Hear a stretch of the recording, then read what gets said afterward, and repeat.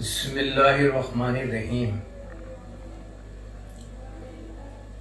الحمد للہ وکفا وسلام علی عبادہ الذین اصطفیٰ۔ عزیزان ملت، محترم دوستوں اور بزرگوں، یہ خبر تو آپ سن ہی چکے ہوں گے کہ دارالعلوم دیوبند کے شیخ الحدیث اور صدر المدرسین اور رئیس المحدثین حضرت مولانا مفتی سعید احمد پالنپوری اس جہان فانی سے رخصت ہو گئے۔ انا للہ و انا الیہ راجعون۔ اس میں کوئی شک نہیں، جب دنیا سے کوئی بھی عالم اٹھتا ہے تو در حقیقت ایک عالم کی وفات ہوتی ہے، اور اندھیرا جو ہوتا ہے وہ اور گھنا ہو جاتا ہے، اور روشنی بالخصوص علم کی روشنی اور معرفت کی روشنی اور مدھم ہو جاتی ہے۔ مولانا ایک طویل عرصے سے بیماری سے لڑ رہے تھے، کافی دنوں سے علیل چل رہے تھے، اور آپ کے جسم نے بہت ساری بیماریوں کا بڑا جم کر مقابلہ کیا، لیکن بالآخر وہی ہوا جس کا خطرہ تھا، جس کا اندیشہ تھا، اور لوگ نہیں چاہتے تھے کہ یہ چراغ ابھی بجھے۔ لیکن رمضان المرگ کی 25ویں شب میں آپ دنیا سے رخصت ہو گئے، اور ہزاروں لوگوں کو روتا بلکتا چھوڑ کے اپنے رب سے جا ملے۔ زندگی بھر ان کی زبان پر قال اللہ اور قال الرسول رہا، اور انہوں نے جس کامیابی کے ساتھ شیخ الحدیث کے عہدے کو نبھایا، اس کی مثالیں بہت کم ملتی ہیں۔ مادر علمی ایک اعتبار سے یتیم ہو گئی ہے، اور وہ تمام طلبہ یتیم ہو گئے ہیں جو آپ کے درس میں شامل تھے۔ چند دن پہلے ان کی بیماری کا علم ہوا، رابطہ کرنا چاہ نہیں ہو سکا، لیکن آخری شب میں جب فون کیا میں نے تو ان کے صاحبزادے نے فون اٹھایا، میرے ان سے بات چیت ہوئی۔ انہوں نے بتایا کہ حضرت جو ہیں وہ بے ہوش ہیں، اور اگر ہوش میں آ جاتے ہیں تو میں آپ کا سلام پہنچاؤں گا، یا پھر آپ صبح کو بات کر لیں، تو پھر بات اگر ممکن ہوئی تو میں کرا دوں گا۔ لیکن صبح کو ان کے انتقال کی خبر مل گئی، اور بڑا دھکا پہنچا۔ میرا ان کا تعلق بہت پرانا تھا۔ سن 1978 کی بات ہے کہ جب وہ بہت پابندی کے ساتھ مکتبہ تجلی میں عصر کے بعد میرے پاس تشریف لایا کرتے تھے، اور ایک ہم بیٹھ کر چائے پیتے تھے۔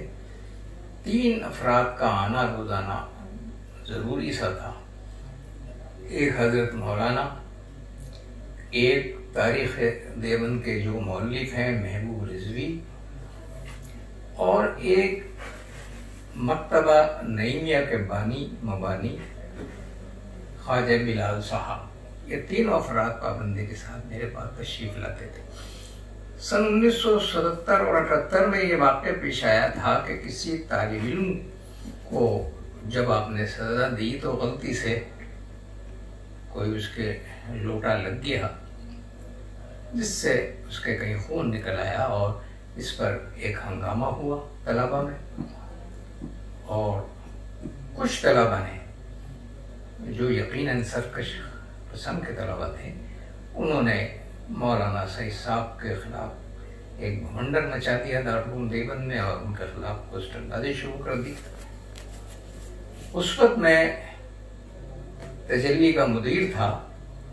میں نے حضرت مولانا کی طرفداری میں مضامین لکھے اور کانفرنسوں کا بھی جواب دیا، اور پھر یہ سلسلہ جب چلتا رہا تو مجلس شورا اس زمانے میں ہوئی، تو ہم نے مجلس شورا سے درخواست کی کہ اس میں طلباء قصوروار ہیں اور جو ان کے خلاف یہ بھنڈر مچا رہے ہیں وہ غلطی پر ہیں۔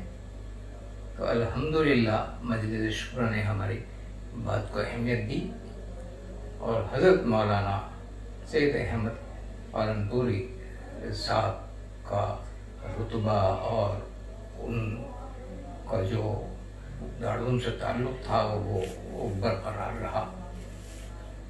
تعلق ان سے ہمارا چلتا رہا اور اکثر و بیشتر ملاقاتیں بھی ہوتی تھیں۔ پھر بدنصیبی سے دارالعلوم دیوبند کا قضیہ شروع ہوا۔ پھر بے شمار لوگ دو حصوں میں تقسیم ہو گئے اور بے شمار لوگوں کے دلوں میں تلخیاں اور تعلقات میں کچھ کھٹاس پیدا ہونے لگا۔ ہمارا بھی فاصلہ کچھ حضرت مولانا سید احمد صاحب سے بڑھا، لیکن دلوں کا تعلق متاثر نہیں ہوا۔ جب بھی گفتگو ہوتی، جب بھی ملاقات ہوتی، وہی شگفتگی اور وہی انداز محبت اور وہی عنایتیں ہم ان سے وصول کرتے رہے۔ ایک طویل عرصے کے بعد جب اس واقعے کے بعد قضیہ دارالعلوم کو بھی ایک عرصہ گزر گیا، پھر ایک مرتبہ مولانا شدید بیمار ہوئے اور میں مولانا کی طبیعت پوچھنے گیا تو کچھ گجرات کے لوگ حضرت مولانا کی ٹانگیں دبانے میں مصروف تھے۔ میں نے چاہا کہ میں بھی آپ کی ٹانگیں دباؤں، تو جب میں نے ارادہ کیا تو مولانا منع کرنے لگے اور انہوں نے اپنی ٹانگوں کو جو پھیلا رکھی تھی وہ سمیٹ لیا انہیں۔ تو میں نے کہا مولانا سے کہ کیا آپ کی خدمت صرف گجرات کے لوگ کر سکتے ہیں؟ تو وہ مسکرائے اور فرمانے لگے نہیں ایسا نہیں ہے، لیکن بھئی اللہ نے آپ کو بڑی عظمتیں عطا کرتی ہیں، بڑی عزت ہو گئی ہے آپ کی، مجھے اچھا نہیں لگتا کہ آپ میری ٹانگیں دبائیں۔ تو میں نے مولانا سے عرض کیا کہ اللہ نے جو آپ کو عظمت عطا کی ہے دارالعلوم دیوبند کا شیخ الحدیث بنا کے، ہماری عظمتیں اس عظمت کے سامنے ہیج ہیں۔ اور پھر آپ دارالعلوم کے نمایاں اساتذہ میں ہیں، تو اگر ہمیں بھی موقع دیں تو پھر انہوں نے اپنی ٹانگوں کو پھر پھیلا لیا۔ لیکن جب میں ان کی ٹانگیں دبانی شروع کی تو انہوں نے گجرات کے مہمانوں سے فرمایا کہ بھائی میں لندن جاتا ہوں تو وہاں بھی ان کو حسن الہاشمی کو لوگ ہم سے پوچھتے ہیں اور ان کے بارے میں معلومات کرتے ہیں۔ اللہ نے انہیں بڑا رتبہ عطا کیا ہے، لیکن علم عاجزی سکھاتا ہے۔ دیکھو کس طریقے سے میری ٹانگیں دبا رہے ہیں۔ تو اس طریقے سے کہہ کر انہوں نے ہماری عزت افزائی کی، حوصلہ افزائی کی۔ اس کے بعد یہ ہوا کہ چند سال پہلے میرے بیٹے کا یہ ہوا کہ بیماری کی وجہ سے مسلم شریف کا پرچہ نہیں ہو سکا، جس کی وجہ سے کوئی دشواری تھی۔ تو میں حضرت کی خدمت میں پہنچا اور میں نے ان سے عرض کیا کہ مسلم شریف کا امتحان یہ نہیں دے سکا ہے، آپ اس میں کچھ سفارش کر دیجیے۔ تو ان کا مزاج نہیں تھا کہ یوں ہر ایک کی سفارش کریں، لیکن انہوں نے میری گزارش پر فوراً قلم کاغذ اٹھایا اور دفتر تعلیمات کو سفارش خط لکھا کہ اس بچے کا امتحان کسی بھی طرح فوری طور پر کرا دیا جائے۔ بظاہر بہت وہ مشکل تھا، لیکن مولانا کی سفارش پر وہ الحمدللہ امتحان ہو گیا اور بچہ اس میں کامیاب ہو گیا۔ تو ان کے جو اخلاق تھے اور ان کی جو ہم سے محبتیں تھیں اور جو عنایتیں تھیں، ان کو بھلانا بہت آسان نہیں ہے۔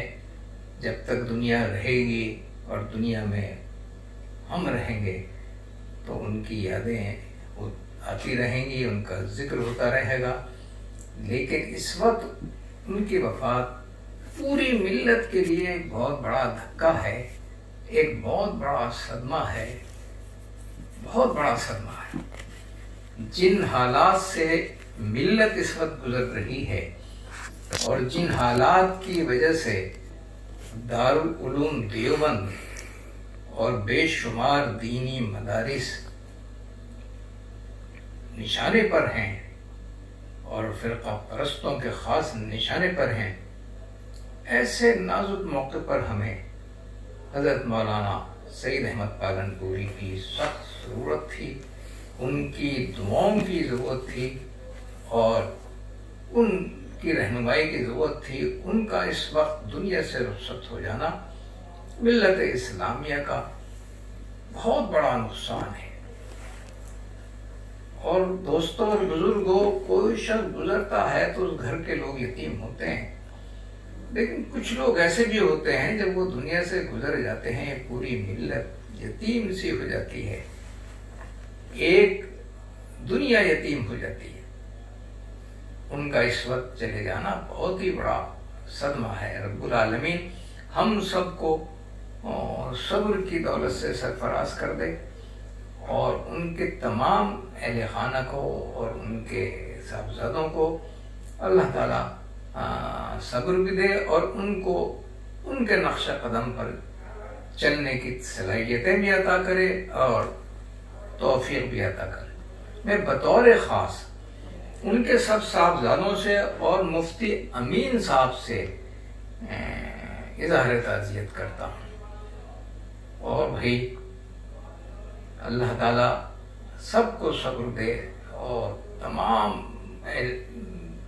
طلباء کو دارالعلوم کے اور دارالعلوم کی انتظامیہ کو بھی میں جناب علی یہ دعا کرتا ہوں کہ رب العالمین ان کو قوت عطا فرمائے، صبر کی طاقت عطا فرمائے، اور ان کے بعد دارالعلوم دیوبند میں جو پڑھنے پڑھانے کا ایک نظام ہے اس میں رب العالمین حضرت مفتی صاحب کا کوئی نعم البدل اس مادر علمی کو عطا کرے۔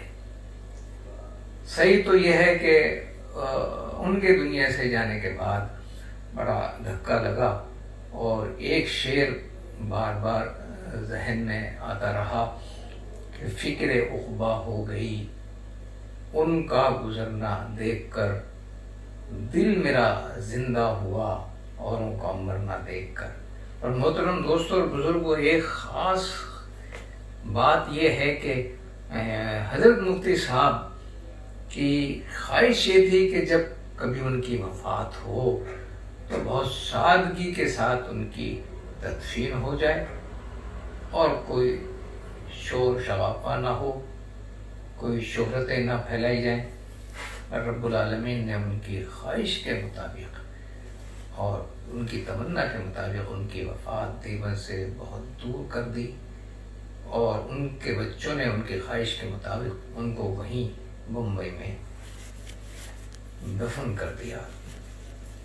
حالانکہ اگر لاش لانے کی وہ کوشش کرتے تو اس میں کامیاب بھی ہو سکتے تھے، لیکن حضرت مفتی صاحب کی خواہش پیش نظر تھی۔ اور آپ یہ بات اکثر فرمایا کرتے تھے کہ یہ جو قبروں پہ کتبے لگے ہوتے ہیں اور یہ جو سلسلے ہیں یہ بہت زیادہ پسندیدہ نہیں ہیں، ویسے ہی چاہتے تھے کہ سادگی کے ساتھ انسان دنیا سے رخصت ہو جائے اور جہاں اس کی موت ہو وہیں اس کو دفن کیا جائے۔ ان کی خواہش حق تعالیٰ نے پوری کی، اس سے اندازہ ہوتا ہے کہ رب العالمین ان کے جذبات کو اور ان کے احساسات کو کس طرح سمجھتے تھے اور کس طرح ان کی دعائیں قبول کرتے تھے۔ میں ایک طالب علم کی حیثیت سے رب العالمین سے یہ دعا کرتا ہوں کہ رب العالمین اس ملت کو حضرت مفتی صاحب جیسے لوگ عطا فرما دے۔ بظاہر ان کی جگہ کا پر ہونا مشکل ہے، لیکن اللہ بہت بڑا ہے۔ اللہ سے ہماری درخواست ہے کہ وہ دارالعلوم دیوبند کو اور پوری ملت اسلامیہ کو حضرت مفتی صاحب کا نعم البدل عطا فرمائے۔ وآخر دعوانا الحمدللہ رب العالمین۔